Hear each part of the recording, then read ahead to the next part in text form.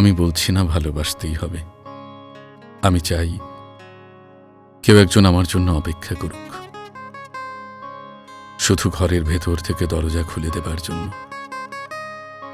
বাইরে থেকে দরজা খুলতে খুলতে আমি ক্লান্ত।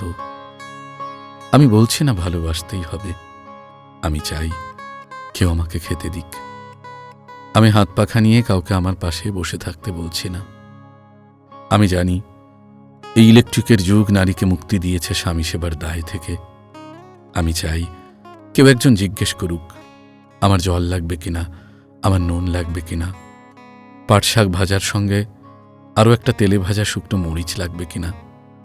এঁটো বাসন, গেঞ্জি, রুমাল আমি নিজেই ধুতে পারি। আমি বলছি না ভালোবাসতেই হবে। আমি চাই কেউ একজন ভেতর থেকে আমার ঘরের দরজা খুলে দিক।